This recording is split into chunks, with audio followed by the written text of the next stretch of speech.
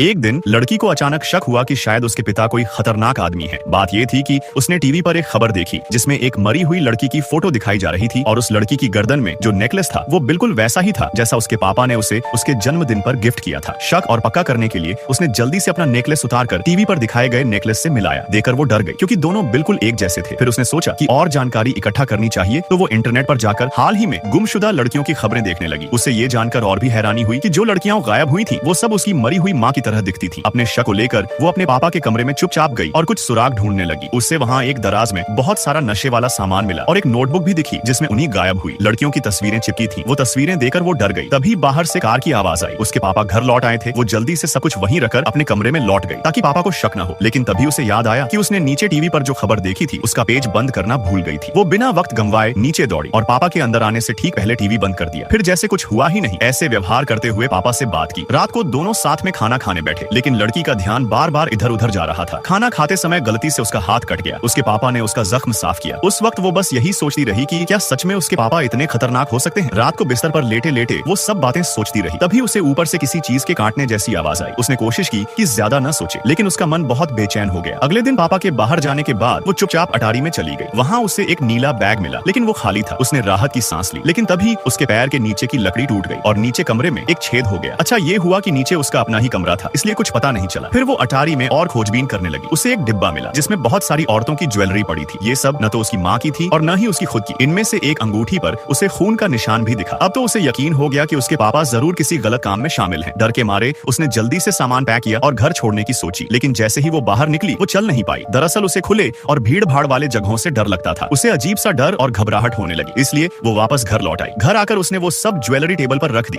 और तय किया कि अब वो अपने पापा से सीधा सवाल करेगी। जब उसके पापा घर लौटे तो उसने उनसे पूछा कि ये ज्वेलरी कहाँ से आई। पापा ने कहा कि ये सब उसकी माँ की थी। फिर उसने खून लगी अंगूठी दिखाई तो पापा ने कहा कि वो खून नहीं पेंट है। फिर उसने वही नेकलेस दिखाया जो पापा ने उसे दिया था और बताया कि टीवी पर मरी लड़की ने भी वैसा ही पहना हुआ था। ये सुनकर उसके पापा थोड़े गुस्सा हो गए। लड़की डर गई और ऊपर अपने कमरे की ओर भागी। दरवाजे को बंद कर दिया और उसके आगे टेबल लगाकर रोक लगा दी। पापा ने उसे बाहर निकलने को कहा, लेकिन वो नहीं मानी। उसने पुलिस को फोन किया, लेकिन तब उसके पापा ने एक बड़ा ड्रिल मशीन निकाला और दरवाजा तोड़ने लगे। दरवाजा तोड़कर वो अंदर घुस आए और लड़की को बिस्तर पर पकड़ लिया। लड़की ने सोचा कि अब भी कुछ करना ठीक नहीं, तो उसने चुपचाप रहकर सब शांत करने की कोशिश की। थोड़ी ही देर में पुलिस भी आ गई, लेकिन पापा ने कहा कि लड़की मानसिक दवाएं लेती है और गलत